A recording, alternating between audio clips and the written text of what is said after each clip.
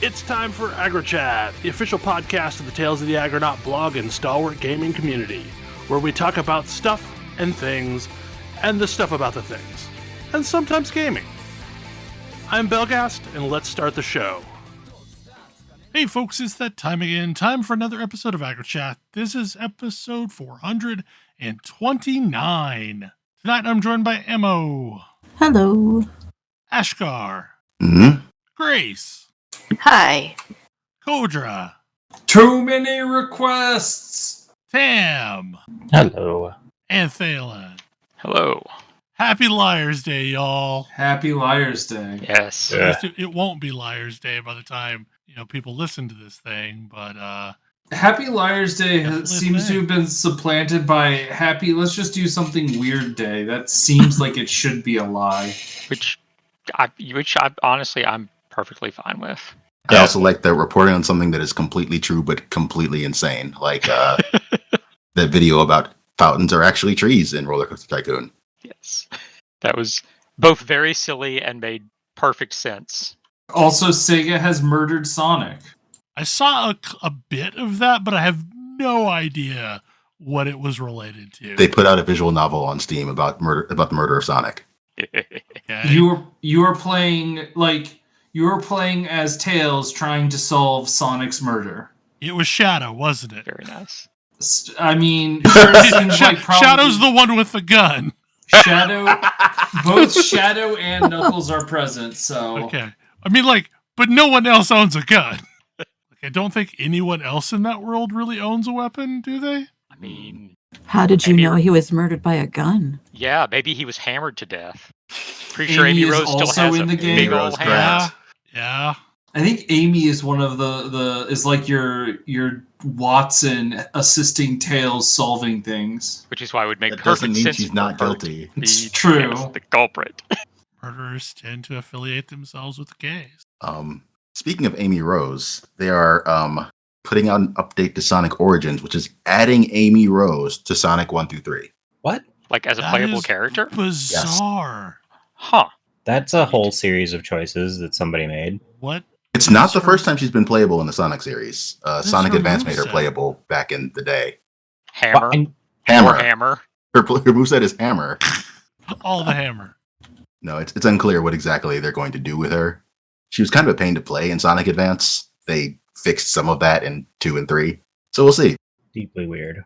The real question is, do you have to tack an additional cartridge onto your cartridge to play as Amy? An additional cartridge onto your additional cartridge onto your cartridge. I forgot how many things it's possible to chain together.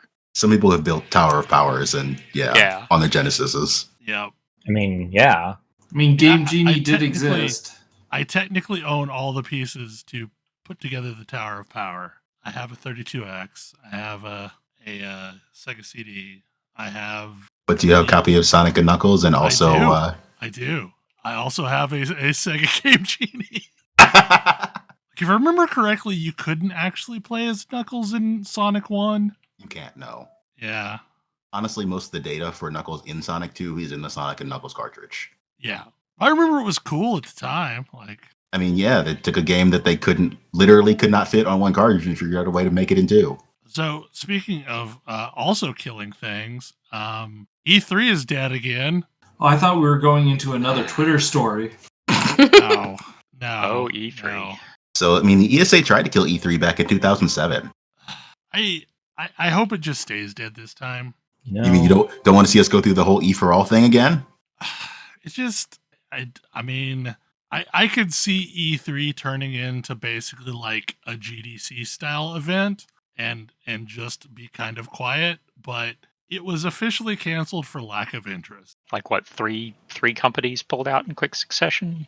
I mean, and when we say interest, we're talking about corporate Publisher interest, yes. Yeah. Yeah, Yeah, where the actual money is. where they actually care. Like, I mean, to be fair, they did open it up to the public for this very reason shortly before the pandemic. If I remember correctly, 2018 or 2019. Although I've Because, heard like, they that just it didn't wasn't a get great enough. public experience. No, I mean, it's not a public...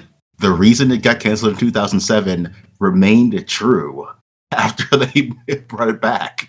Nobody actually Just not needs really it. nobody actually wants to go to E3, the conference. And when Nintendo's showing everybody that you don't actually have to show up to make a good show, that was sort of the beginning of the end there.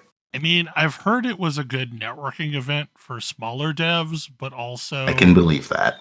like that's not what the ESA wanted it to be. They wanted it to have the spectacle, I think. I mean, someone pointed out that Gamescom has not had this problem. Gamescom is still attended by basically all the major publishers and has like record attendance every year. Is Gamescom significantly cheaper to attend? I have no idea. Yeah, Gamescom I don't know. is a really long event. It's like, what, 2 weeks? Something like that? I think it's only a week, but it's still longer than E3. Now how am I going to find out what's going on in PC gaming? I'm sure they could have the show without the E3. Was that always sponsored by Steam, or... It was sponsored by PC Gamer previously. Yeah, it was PC Oh, Gamer. was it? Yeah, and honestly, like, the Jeff Keighley Summer of Games thing is going on again this year, so that was already going to be competing with E3. I did appreciate that Jeff decided to chime in talking about how much he finally remembered E3 and then realized that it wasn't suited to purpose, so please go to his thing instead. Wow. It was unsubtle. It just like, oh, you're down? Please allow me to put a knife further into you. Well, and like one of the discussion points that I've seen throughout the week is like, well, if there's no place for E3, then why does PAX work? Because PAX is not PAX focused. PAX has always been a for the fans show. Right. Which is, I think, part of why Gamescom is also still working, because it's mostly for the public, whereas E3 is supposed to be for the industry. Yeah, I had heard some complaints that, like, from people who had attended that there just really wasn't much to do if you weren't in the industry. And now we have another convention in GDC, which is probably a lot more focused on people who are in the industry. I mean, let's be clear. GDC has its own problems. Well, and E3 in the first place is kind of a weird situation because it only existed ever because they felt they were getting lost in the mix of ES. Does CES still happen? Oh yeah, absolutely. Absolutely. It's still also a big very deal. important. It is still a big deal, but it has always been significantly less of a deal when it came to games. Like that's for like all the hardware like the Corsairs, Consumer. the Logitechs of the world attend CES and show off their new stuff. And the Sonys and the everyone else trying to show off a new technology. Yeah. Or a thinner TV or a whatever the latest thing is that they're proud of. Lots of cars. Yeah. Lots of home automation. Yep. It's just not games. Things which are on the internet. I mean, in that everything electronic is on the internet now, but really just things And- that are electronic. And thus forms an internet of things. Yeah. I'm not going to be sad because E3 hasn't functionally been the thing that I really cared about for a while now. There The were shows still kept getting weirder. there were still amusing like shows and things in it. I don't know. Most of which are going to continue happening.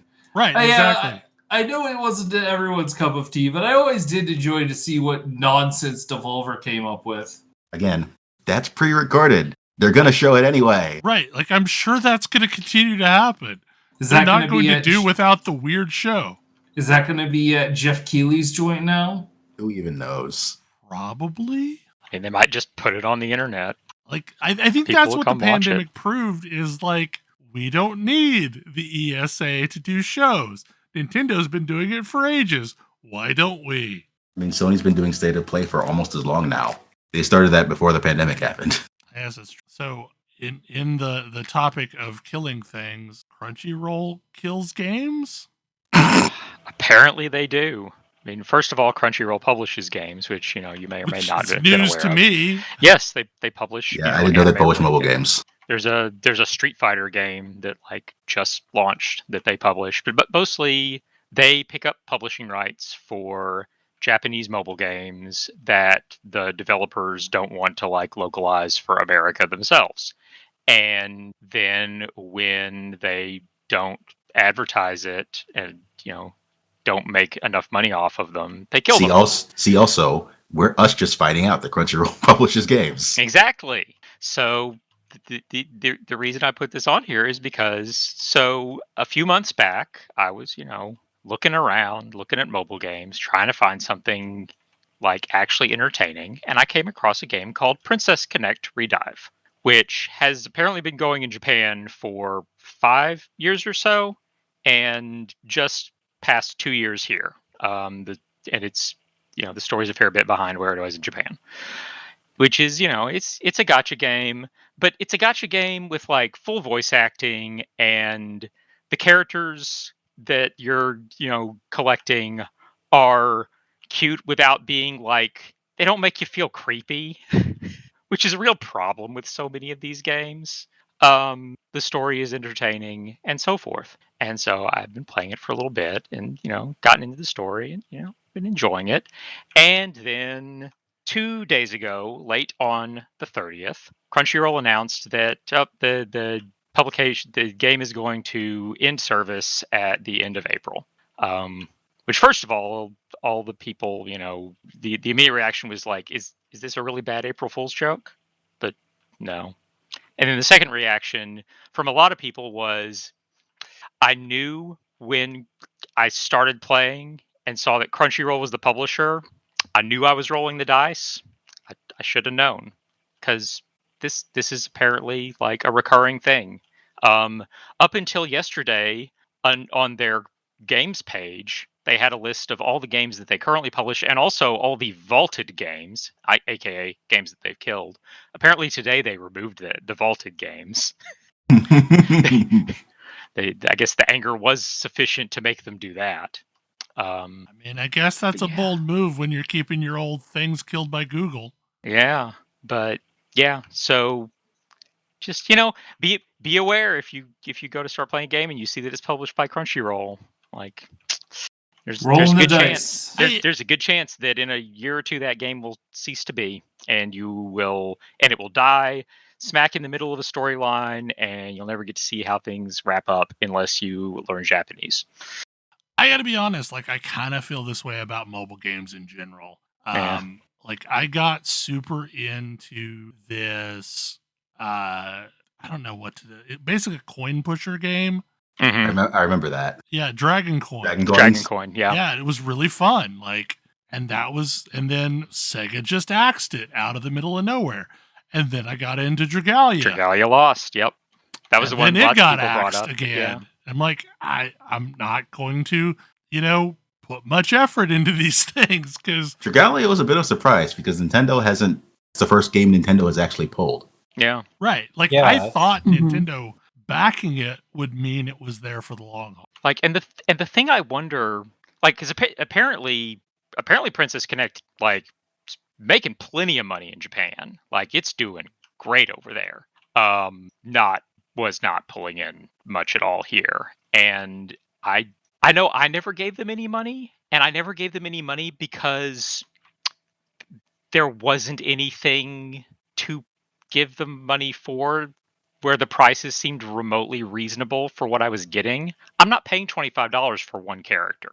No. This is the problem that I have with like most gacha games. Yeah. Well, not just most gacha games, because like if I look at pricing in Japan for a lot of these gacha games, like they're not usually unreasonable at that level.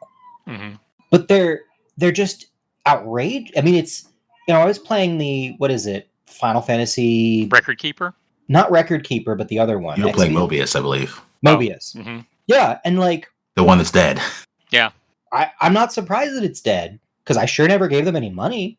Several of the other Final Fantasy mobile games are still running, just not that one.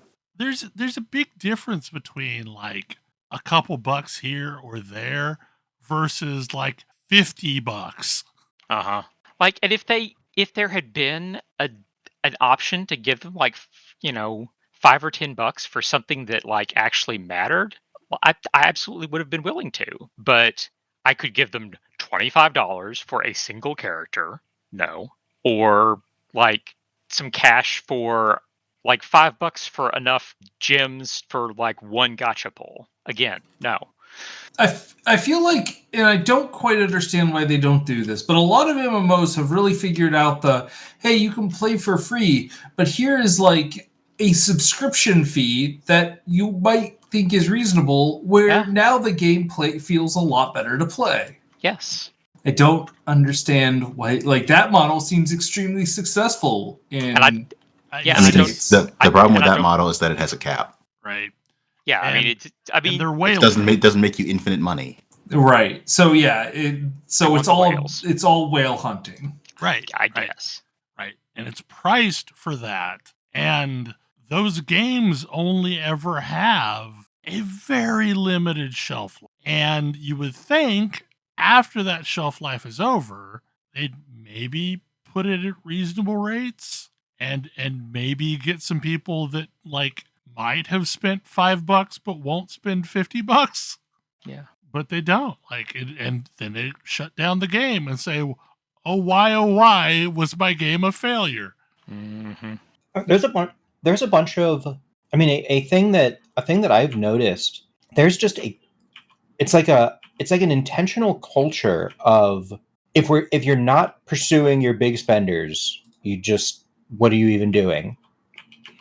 Right. And I don't understand. If you're not monetizing to the maximum, you are failing. Well, but that's the thing, is that if you're monetizing, like, if your definition of monetizing to the maximum is maximizing your ARPU, which is average revenue per paying user, then sure, okay. But if you're trying to maximize your revenue, it's like, be a little creative. Come on. Give people ways to give you a little bit of money. Exactly. Like, I would so much rather have 1,000 people give me $1 than one person give me $1,000. Right.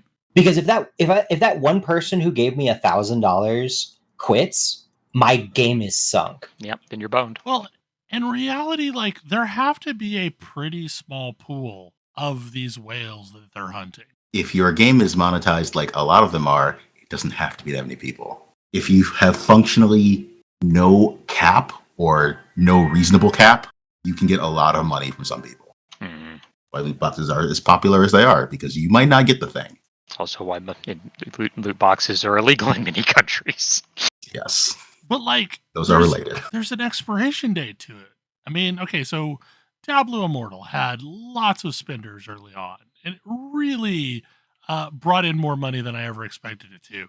But they've had to merge servers so many times as their population has gone downhill. Like, sure. So there's nobody around still. So was it worth it?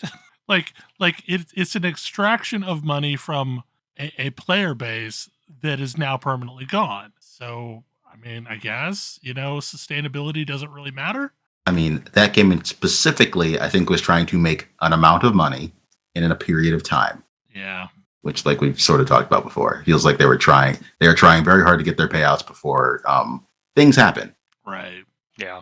But in general, if you are, say, Crunchyroll, and you can just shut the game down in 2 years, then who cares about longevity, right? Yeah.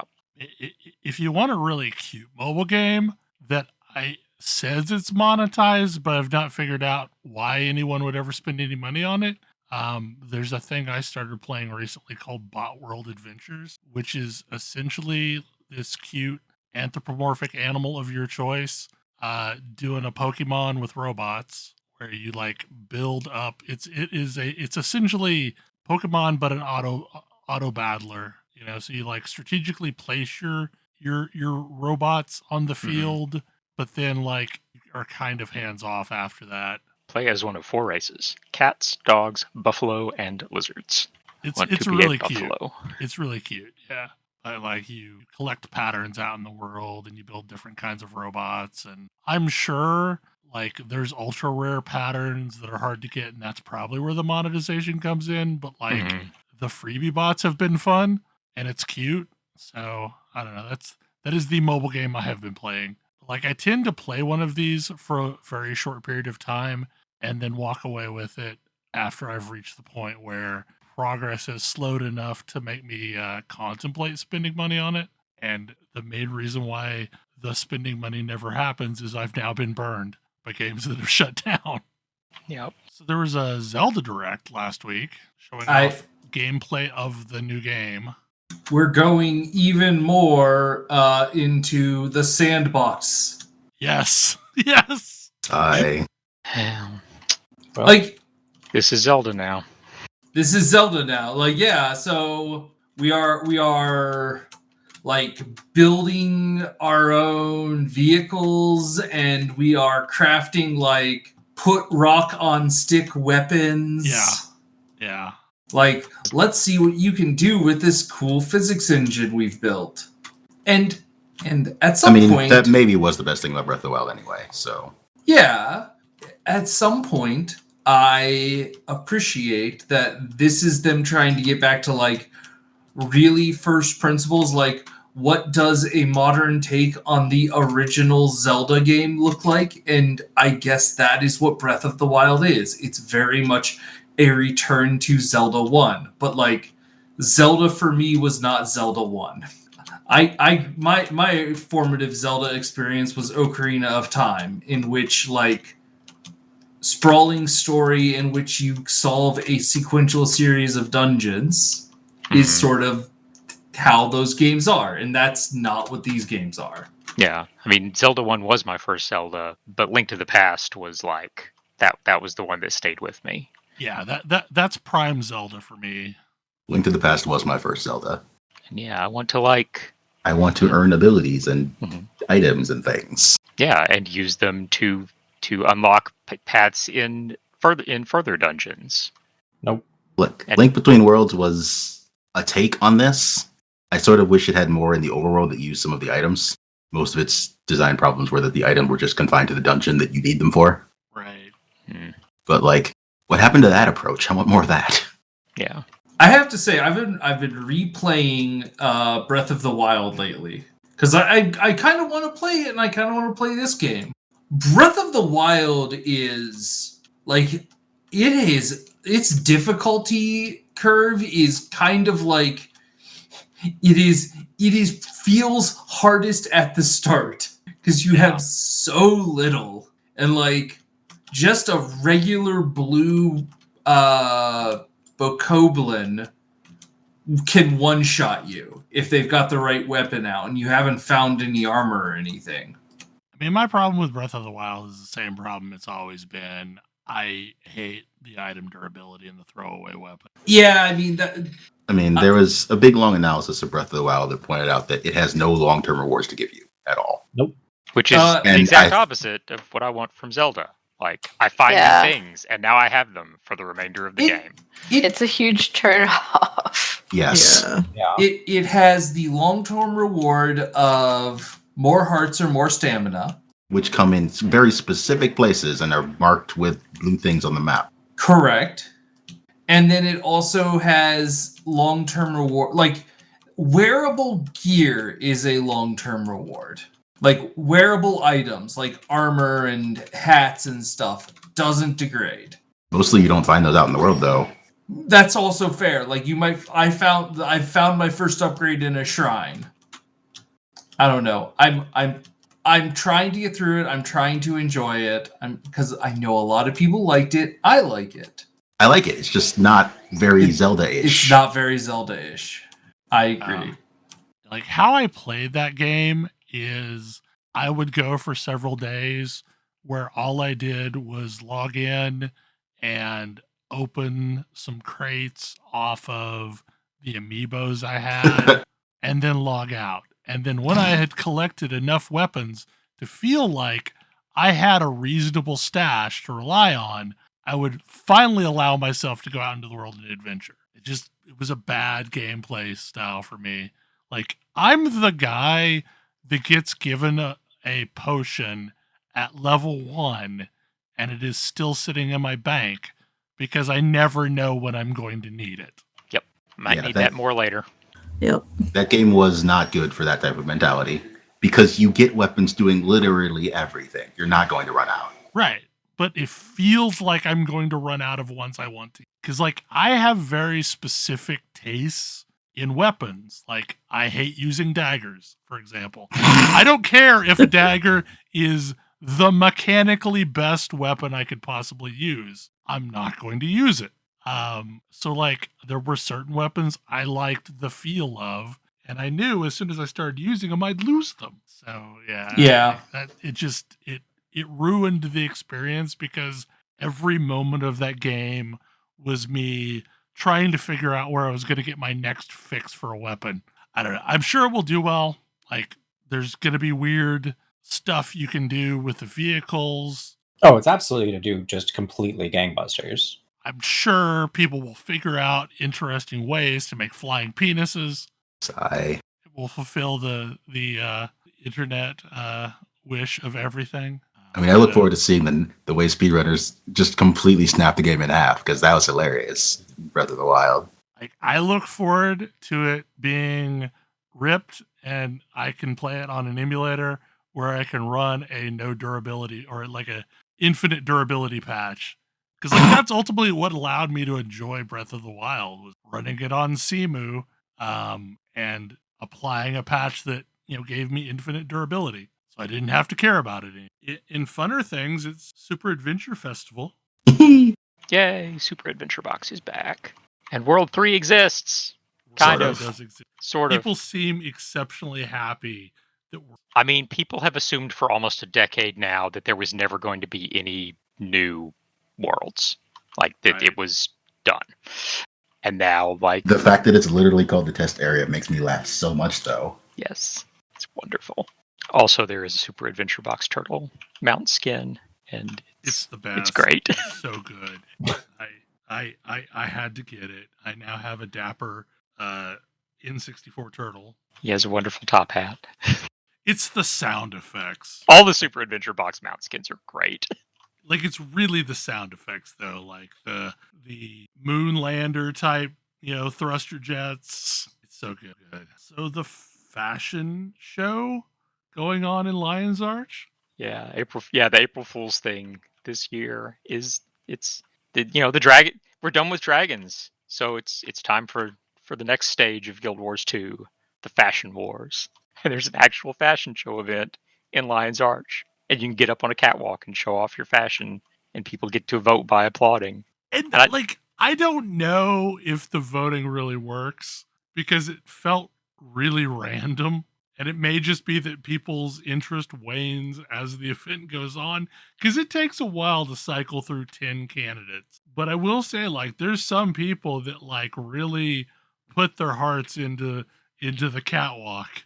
It's pretty impressive. It's very entertaining, and yeah, there are people clearly enjoying it quite a bit. Also, the dogs are back in Lion's Arch, so Yes. go pet some good doggos. Yes. And trade things with them. I guess other news from the week, Path of Exile did their stream for the Crucible League, and there's a lot of opinions on the patch notes. There sure are some opinions. There's some like for a thing that was announced of no major skill balance, which was true, which is technically true. It didn't mean no nerf. So like they may not have balanced any skills, but they just straight up removed one that everyone's freaking out about. Onslaught is no longer a skill gem. They can get over that. So here's the thing. The nerfs feel laser targeted at all of the things that speedrunners used, which is why basically every streamer is incredibly upset. Aha. Like, to some extent, though, I hate that the cool scepter and wand recipes went away. Because, like, they did. I would have been happier about that staying if it were better communicated to players, but it's not. True. So only those people knew about it. What is this? You could basically make flat bonus items. Flat bonus to elemental damage items were fairly easy to make fairly early in the in your progression. And by like mid-20s, you had an item that you were probably going to hold on to until maps. I was going to say till like Act 10. Yeah. Yeah. It's like the top one's like 30% elemental or something like that. It wasn't percent. If it were percent, that would actually be balanced at low levels. It was a flat number, like plus 50. Right. It was real good for Righteous Fire. It doesn't do anything for Righteous Fire specifically. After you stop using Rolling Magma. Right. But it made the first 3 acts real easy. I am amused that the changes to masteries and various other things might result in people running Righteous Fire way, way earlier. Right. That's and the Juggernaut variant specifically is probably going to be better. Likely, yeah. The one that cracked me up is there were some very targeted nerfs to destroy some builds that ruled the meta last league. Like Poison SRS. Gone. It's just gone. What's Poison SRS? Summon Raging Spirits is a spell. It's a minion spell. This spell is probably actually still going to be quite good, just not in this use. Right. That the overpowered build last league was to have your minions poison everything. Okay. It really relied on a specific weapon, and that weapon no longer does that anymore. Well, it does. It just doesn't do a whole bunch of other things that it would make it way better.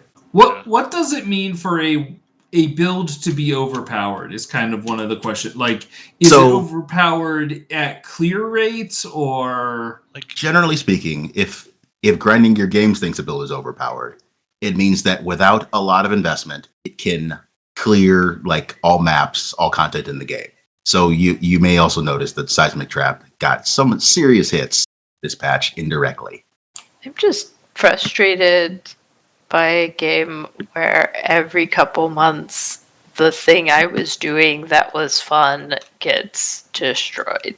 It's just I don't know. Like, I get the idea of like changing things up, trying to get people to try new things, and there's some merit in that. But also, it just I don't know. Having been on the receiving end, without planning it on it or intentionally trying to find the most overpowered thing, but just looking for things that were fun for my play style. And then seeing them get nerfed is just, I'm kind of tired of it. If I remember correctly, SRS as a skill will be mostly fine as long as you weren't building for poison previously. Right. The build that I ran, which was Fire SRS, is probably mine. Like, there's some certain things that like buff fire damage. Let's go around with some of the changes. There are. But like I flipped a coin. Like when I built into my SRS build, I clearly chose the wrong decision last go round. And it was good enough, and I mostly used it for killing map bosses and metamorphs, but it was nowhere near the top end that Poison SRS would. Because, like, I want to say Poison SRS in its optimal would do like 20 million boss damage per second, something crazy like that. And I think, like, to be a successful Uber built, you need to do something in the range of like 5 million per second. So like it was way above where other builds were at. But like the investment for that was, I don't know, 100 divs, something like that. And as the league went on and everyone started playing it, almost impossible to get any of it for a reasonable price tag. I'm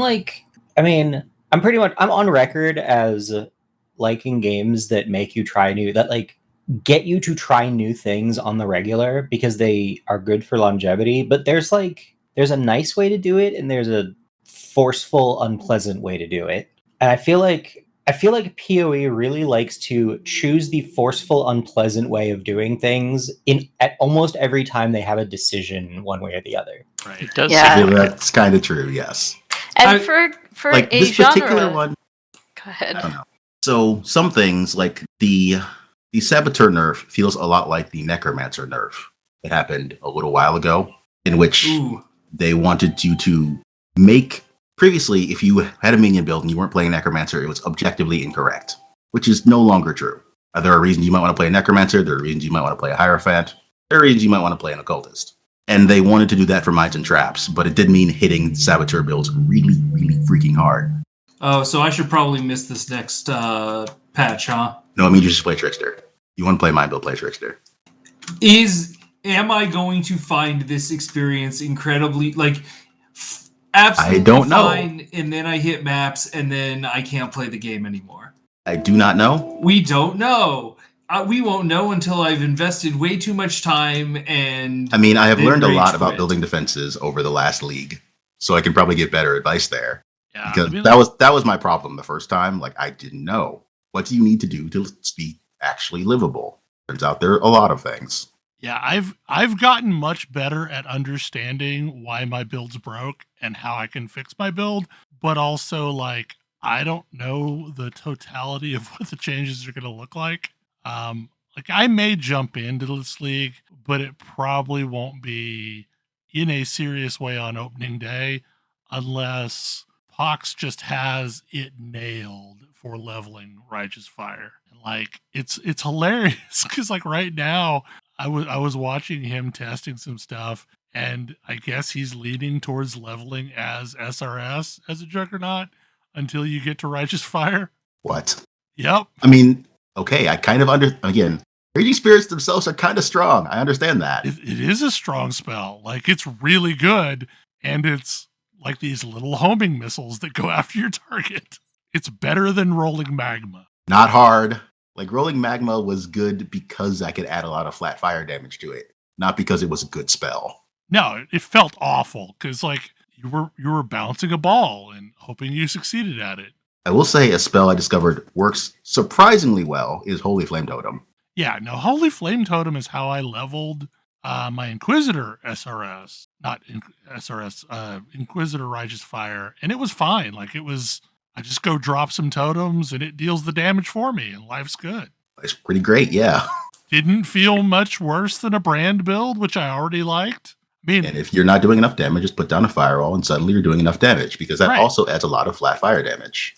yeah, because like Firewall shouldn't be a single target damage ability, but you can absolutely use it as it. You know, Fire Trap is supposed to be extremely strong this go round.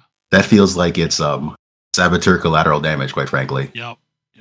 Like they can actually buff some of the trap abilities because Saboteur is a little nerfed.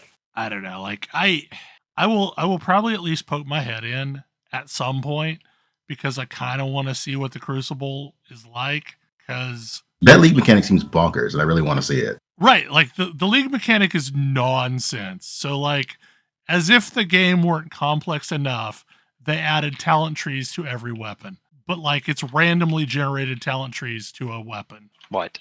That okay.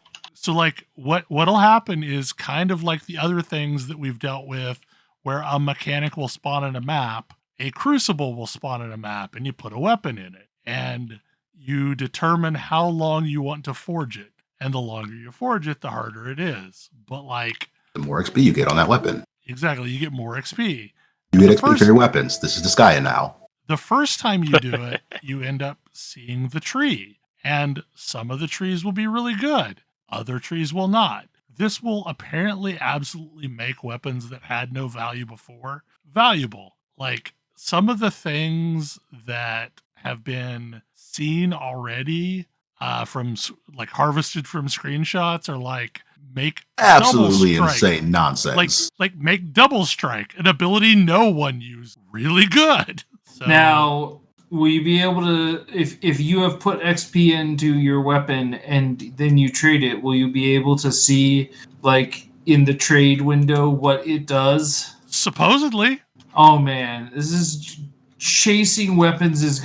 Chasing and finding weapons is going to be that much dumber, isn't it? it is Absolutely, going to yes. be. We added complexity to your complexity. Well, God. especially because you're gonna have to like absorb weapons On to upgrade them. So Well, you don't have to absorb to upgrade them. You can do that to combine weapon trees. right, but people are gonna be doing that, which means weapons that are hard to get in the first place are gonna be even harder because Right. people are gonna There'll be be fewer of them. removing them. Yep, it'll be weird. Yeah, like, using the website to browse weapons is going to be a miserable experience. I mean, I'm just not It going to already do is. that.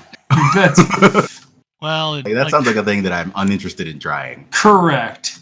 one of the cool things that I've read about is like there's a lot of builds that required multiple projectile support just to get any kind of clear, but adding that to something effectively halves the damage of every single hit.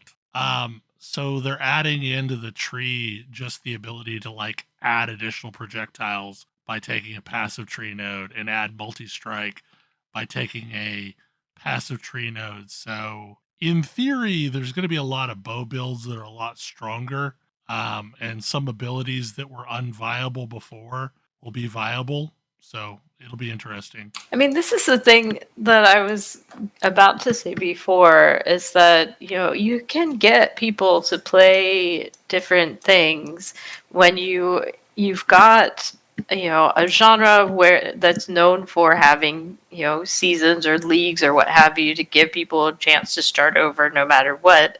And then you have cool mechanics like this that, like, oh, maybe I could try something different this time because it'll play really well with some of these, weapon trees. Like, you don't have to force people to give up things they like by nerfing them. That's kind of true, except experience has shown otherwise. I was going to say, the other problem is that this game is complicated enough that people are going to fall back to the, like, known first order optimal strategies. I think that's the biggest thing, is that experimenting is just so cost prohibitive. Yes. Yeah. This is a game that's like, oh man, you should tinker so much, and we're gonna like punch you right in the face if you try and tinker. Yeah, like if they want people to try new things, maybe make it easy to try new things. That would do it. I'm fairly sure that if Path of Exile had removed Orbs of Regret or whatever entirely and just allowed you to reconfigure your tree at any time as much as you wanted for any reason, the game would only be better for it. Well, like even if it had the limited friction that like Last Epoch does for respecs. Because like Last Epoch has some friction, but like really it's not a big deal. Pay a negligible amount to reset all of your passives. Well, you have to do it back in town, sorry. Sure. Or like you lose experience on one of the abilities. But like there's just a bunch of weird changes. Like you can no longer de-level yourself in Path of Exile. That's a thing that changed. Did they? Yeah. Previously, you could make a book that would remove a level. You can't do that. Only ever use this for degenerate purposes. Yeah. No, there was no like there was some kind of weird infinite heist. Well, it's because vendors they changed this too. Vendors restock when you level up or change level. Right. So if you sit at the max level for contracts from vendors, get as many heist contracts as you wanted without having to actually go into the world and get them. Yep. There was a really cool study at one point in, God, I forget which shooter it was, but they were like, okay, so everybody uses this one gun and we want to fix it because it's not good for the game if everybody's just using the one gun, obviously. So let's make sure that all of the guns do the same damage.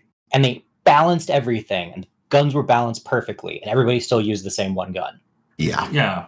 And they were like, okay, how much more powerful do these other things have to be to get people to even experiment with them? And it was 40%. It had to be 40% overpowered before people would be like, oh, maybe I should try this. And even then, people who were pulling out the new thing and like super succeeding with it, people didn't believe them. It was absolutely madness. Like getting a player to change what they are doing is so hard. Ask Bel.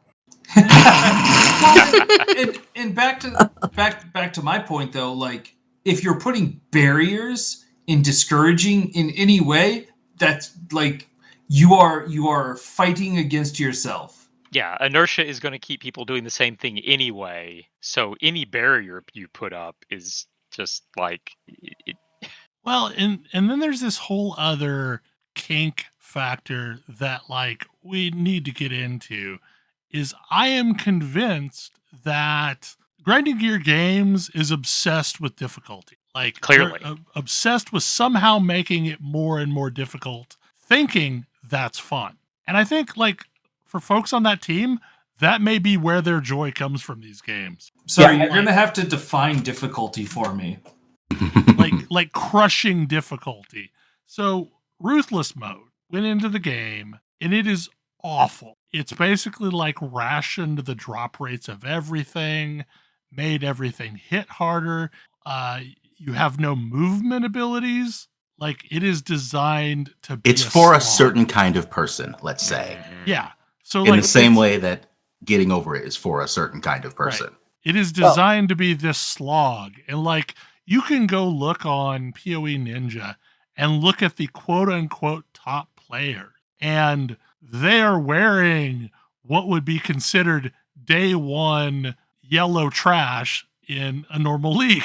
Like, and they have nothing optimized. They've got like items that only have 2 abilities on them, just because like rare items drop so infrequently that by God, you better hold on to it, because you never know when you're going to need it. So like, the idea is it's supposed to like make everything feel better when it drops, but also it's just grossly punishing. And there's a specific kind of player that plays it. I, quite frankly, like that it exists. I'm not going to play it. Right. Like, I have no interest in playing it. Like, I'm fine that it exists. Glad it But it exists. was- Keep it away from me. It was supposed to be this experimental pet project, and it was I mean, rolled out, and But they like everything it, was and grand. a lot of players like it. Like, a surprising number of players like it. So To me, the obsession with difficulty is all about cloud chasing. It's the Dark Souls effect. Yeah. so That's purely. So he did say a thing on the broadcast for this, which kind of made me think. He said some players have said that Path of Exile might actually be a better game if Ruthless was the default experience, because you don't have access to a whole bunch of things. And if not for the fact that Ruthless is intended to be extremely difficult, I don't entirely disagree with that assessment. So here's the thing: is in Ruthless mode, no one has ever slain an Uber Yeah. at all. And one of the key events at the beginning of a league is a boss raid. And all of the, streamers and racers all try and get the first kill of all the Uber. And there's usually some reward attached to it. Like, you get to help pick a unique. Yeah, you get to pick a unique. Well, this league, it's in Ruthless. It's in hardcore Ruthless. I don't know that anyone will ever beat an Uber boss, let alone clear all of them. I mean, Steel Mage won like the last 4 of these in a row, right? Yeah, something like Clearly something needed to change. So, yeah, the big thing is one by one, all the people that normally compete in this thing are saying, yeah, no, we're not going to do that. We're not going to play this event. Have fun. And it'll be interesting to see if there's a big uptick in the number of people that do Ruthless as a result. But Ruthless hardcore? Ruthless hardcore, yes. So like one Yep. death? Yep. Yep. Okay. One death. You can't find any gear. Crafting is I extremely didn't think hard it was because I didn't think it was the Uber versions though, was it? It's just it was the normal Ubers. searing. No, it was the Ubers. Uber Oh. Searing Exarch, Uber Eater of Worlds. I thought it was normal Exarch and Eater. Yeah, because that's another part of Ruthless is a lot of the crafting recipes that give you any ability to manipulate things don't exist. Like Right. the crafting bench, just you don't get that. No, I think vendor recipes are mostly still present. I don't know, but no I don't crafting know. bench. I know from somebody who was enjoying Ruthless that the Ruthless with Gold event killed alteration orbs, which previously you could vendor recipe for, but not with gold. So that was that took the one thing that made it kind of okay and removed it.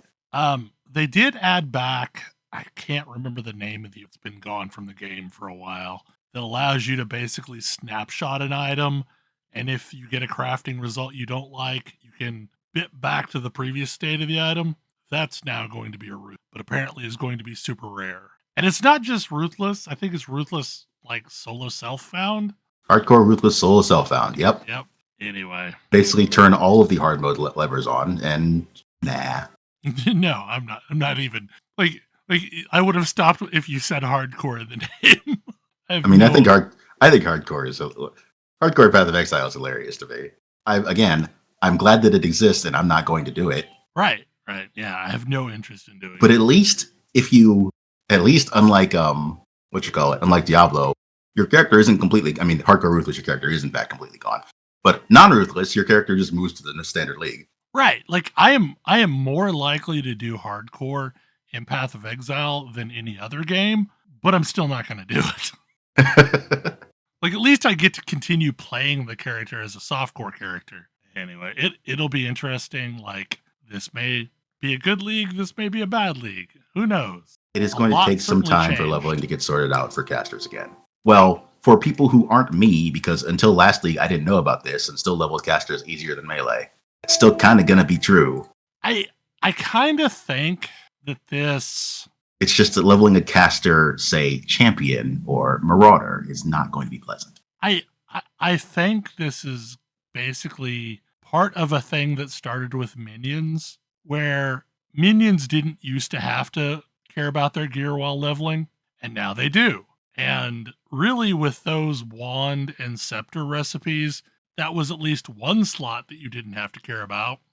It's so frustrating because the leveling is like the least interesting part of the Right, game that it's you the just worst want to part. get past. Mhm. Like you just need to get through it because they are making you get through it so you can get to the fun part. Right. It's most of the for me most of the only part of the game I've played. I think that Yeah, these games same. have a problem where if the leveling is not supposed to be the fun part, they should get you like, I don't know, maybe it should be more of the Welcome fun to part. the MMO problem. Yeah. Maybe they mean, should like- get rid of levels. And do I get that? Do I get that box out of the closet? Look, Can I I go still to my like soapbox? levels. I still like leveling and powering up. But like even Diablo 3 let you get right to the fun part. Mm-hmm. Well, You like, didn't have to do the story every season. That would be god awful. when I was leveling my Saboteur, I think it took me 3 hours to get to the end of the axe. Like I had gotten it down to the point where like I'm really fast at leveling through. 3 hours to get through 10 acts? That Yeah. sounds about right, yeah. Yeah, it's pretty straightforward. Yeah. Like It's extremely straightforward once you know how to do it. It's and like yeah. you can batch up a lot of the stuff. Like that's getting all of the bonus points too. You just kind of collect a bunch of stuff and then you go in a specific order and you don't kill everything. Like And that's the big thing. You don't kill much of anything. You kill the minimum necessary You to kill be enough so high that you enough don't level fall for where behind in you are. levels. Yeah. yeah, because the game is definitely balanced off of not killing everything. Because if you kill everything, you're going to be so wildly ahead of the level curve. And your XP slows down. Yeah, the way to absolutely blast, at least the way that I've absolutely blasted through the leveling experience, and yeah, it's like 3.5 hours for me, is in like the second or third map, you kill everything, which gets you just ahead enough that Right. you can absolutely blaze through. You could just basically beeline the entire rest of the story without stopping. Yeah, And- like the maps right before and after the Warden are Yep. perfectly very linear and great for that. Yep. Yeah. Yep. And then other than that, like for those first couple maps, I'm just looking for the objective. I'm killing the stupid nests so that I can open up the cave. Then I'm stepping in briefly enough to get the waypoint. Then I'm going to get the medicine chest. And then I'm on to the Warden and killing the Warden quickly. I mean, I could probably get through the first act in 20 minutes or so. I think the first 15 act minutes? takes me longer than most of the rest of the Yeah, first first half act acts. The first act Yeah. is the painful, terrible one because Well, you don't have the a game good sucks until level 16. toolkit. You don't have a good toolkit. The first character doesn't have currency. Right. Yeah. So like you're probably having trouble identifying items. Your abilities are terrible. You don't even have access to the abilities you probably want. Right. And by the time you've got your second character, you've got access to Lily and can just buy gems if you don't already have one vaulted. You know, so you're walking around with like a full kit of abilities. Whereas the first act, you're relying on quests to unlock access to abilities. I don't know. What is Terra Nill? An absolutely delightful game. This is the terraforming game, right? It's That's how it was sold to me. a post-apoc game. So, okay, Terra Nill is a city builder in reverse. the entire premise of this, it is a city builder in all of the ways that you're used to city builders. You've got different buildings that all kind of link up with one another, and you're trying to balance out the environment and so forth. Except that what you're trying to do is use technology to correct a wasteland environment to what it ought to be, and then leave without a trace. So once you get it to a healthy state, you pick up all your stuff and move on. That sounds pretty cool. It's really neat. And so like every level is sort of a puzzle. It means that there is an end state to what you're doing, and it's just delightful. Like, you know, I got the temperature and humidity up enough for it to rain. Amazing. You know, I got birds to come back. Fish are here. You know, it's such a neat. And every level, like, they give you a lot of different tools that also make you care about the terrain in ways that aren't like SimCity. For the most part, if you are on anything other than Planet Bowling Ball, you're kind of annoyed because it's just straight bad. You want it to be flat so you can put down your 3x3 squares of buildings. Yes. Yep. And you want nothing interfering with that, or an absolute minimum of things interfering with that. It's like, oh, I guess you need water, so you want the minimum possible amount of water on your Planet Bowling Ball to work. Whereas this is like, so this building can only be built on rocks, otherwise block building. This one can only be built on a cliffside. Get your terraforming tools out. Sometimes you need to figure out terraforming, and they're not. It isn't just like raise lower terrain. It's like you're going to set a seismic charge. Oh boy! I mean, you're going to blow up some dynamite, and it's going to excavate for you. By the way, you just hope you didn't put too much effort in detoxifying that ground, because you're going to need to do it again. But it's relatively lightweight. It's really just a joy. It's gorgeous to look at. It's really satisfying when it's really good at like when you hit certain moments, and it's really satisfying because like a thing that you do a lot, you have these irrigators. So you've like detoxified some land, and then you irrigate it to get stuff to grow. And it's this laborious process to use manually place a detoxifier and then an irrigator and like get this tiny little patch of green. But once you have enough patches of green, and you can get enough moisture in the air, you can get enough the right temperatures for rain to happen, then your ecosystem actually starts moving, and all of the rest of the land that you haven't been able to get to starts detoxifying, because now the rains can clean it. And like, hey, this terrible ocean is now has whales in it. Great.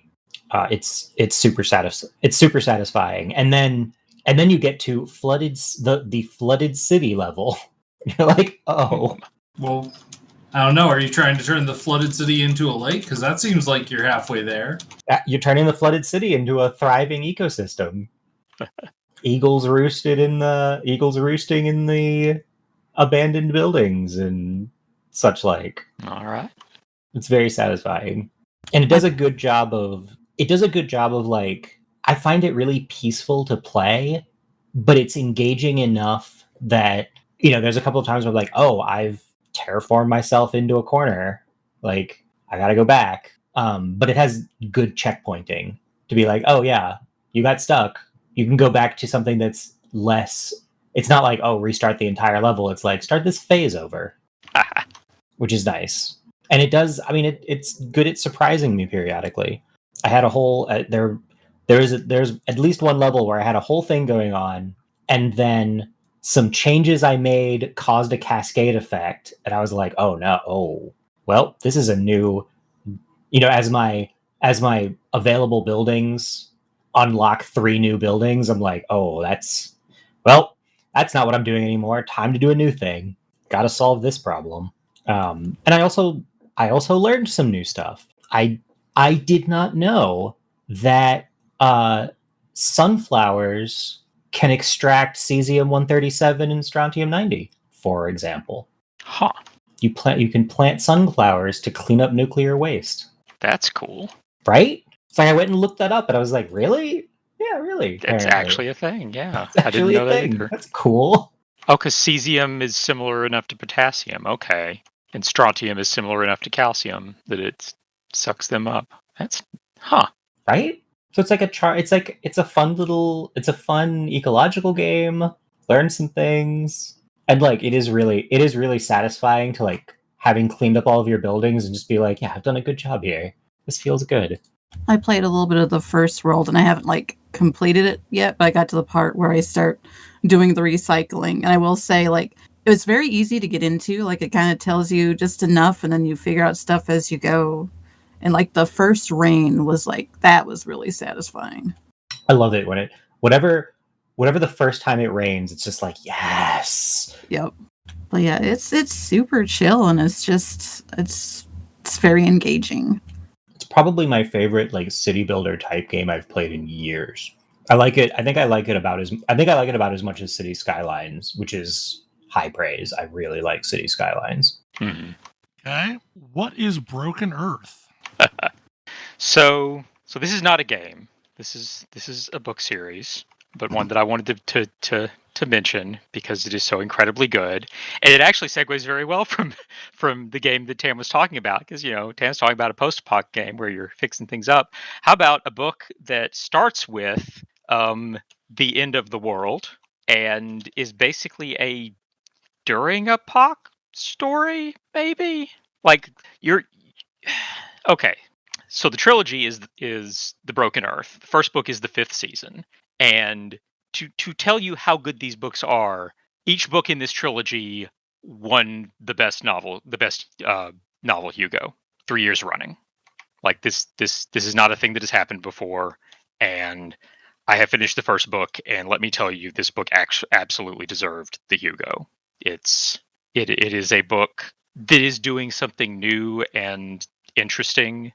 And I can see places that this could be going in the remainder of the trilogy, but I don't know. And like some things I predicted a little bit, and some things I was way off base. But the short version is this is a story set on a world where humanity lives on a single megacontinent that is just absurdly seismically active. Like the 5th season is their term for when things go to hell, and like you've got spring, summer, winter, and just doom effectively. The 5th season is when the 4 regular seasons don't happen for a while because the sky is choked with ash, or the sea is boiling, or acid is raining from the sky, or what have you, for maybe years, decades, hundreds of years, etc. So first question is, in a setting like this, what does the end of the world mean? And like it happens in the first 10 pages, and like it's basically, it's not the death of humanity, it's the eventual death of the world from the way it is, like from the way it's explained. And maybe there's something that can be done about it, but it seems kind of seems unlikely. But so basically, the book is following 3 characters at 3 different times. Like two of the lines are happening before this major event, and give you a fair bit of information about like what the society was like prior to that. Spoilers, it was pretty awful. And then the third one is like a character immediately after this thing has happened. And I don't know, I can't recommend it enough. Like the author is N.K. Jemisin, and this is one of those cases where I can't think of another author that this really makes me think of. Like this is something that is, she wrote this, and I can't think of another author that could have written this. But yeah. It sounds interesting. The idea of We'll start this after the podcast. the idea of 5th season crazy. definitely reminds me of Seattle, which now has a 5th season of Smoke. Yeah. Like it's very much like there's that element of like environmentalism. It's also, there's a metaphor here. I will let those I will let people who read the book discover the metaphor for themselves. But if you don't have to look that hard and to see what it is, and it is powerful and important. I mean, if you need a lighter read, I realize I am super late to the party, but I would highly suggest Legends and Lattes. That book is amazing. It is one of the most chill, delightful books I've read in a really long time. Basically, I mean, the cover is adorable. So what happens when an orc warrior decides to hang up the sword and give up a life of adventuring to open a coffee shop when no one but some very few gnomes have any clue what coffee is? okay, I love it. It's amazing. It is so good. If you do not love Thimble with all of your heart, you're heartless. As he should. That's Shane true. McGuire cover blurbed it. That's a very good sign. So yeah. Thimble is a ratkin chef. It's amazing. But yeah, no, it's so good. It's a really quick. It's a very light read, but it's just so good. Anxiously await the next book. It already has a sequel, I believe, doesn't it? It comes out in October. Ah, okay. I think there are some beta readers out in the wild, but I think it officially released. There's a short story at the end that basically like equal, but yeah, like I am so on. But like legitimately, like I now have the 5th season downloaded to my device, and we'll start it after the podcast. Legends and Lattes was my 20th book, which is wild for me because like I don't usually read that many books. I used to regularly, and the last few years have been crap for reading. I think my brain has just been. I've been trying to get back into like that as a regular thing again this year, because I mean, like for the majority of my life, like one of the ways that I described myself was as a reader. Like I always would have a book going. So, and I'm and this year is going better. I've actually read a decent number of books this year, but yeah, this is definitely the best one so far. The last few years have turned into me rereading things that I knew weren't going to hurt me. And yeah, there has been some of that too. This has been the first year in a while where I've been actively searching for new reading experiences. Oh yeah, extremely same.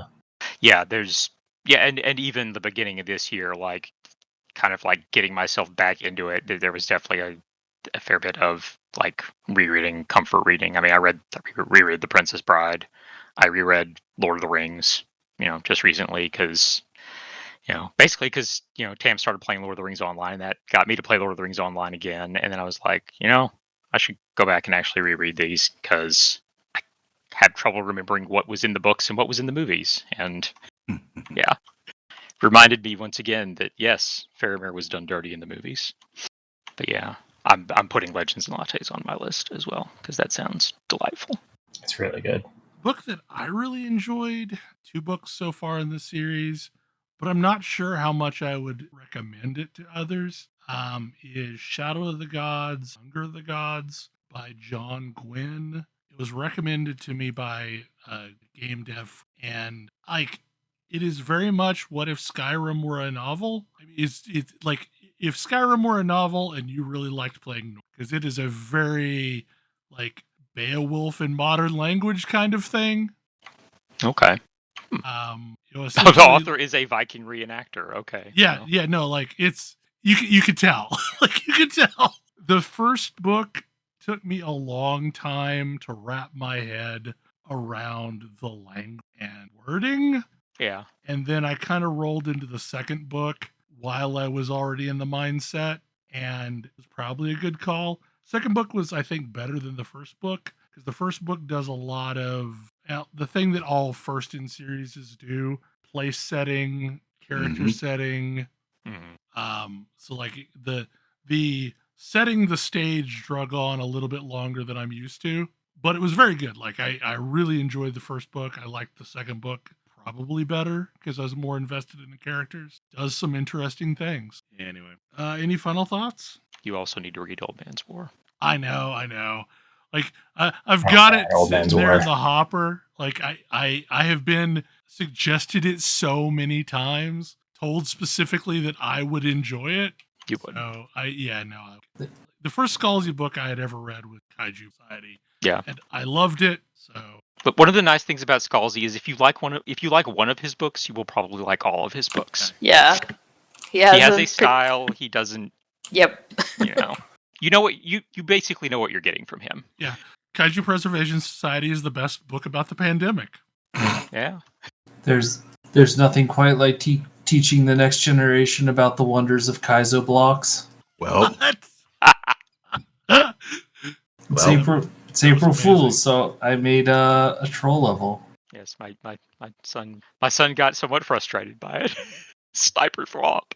Haha, Kaizo block goes ding. Yes. Your son was very emotive. Yes. Anyway, hopefully you enjoyed the show, and we will see you again next week. Good night. Good night. Good night. Good night. Good night. Good night. see you.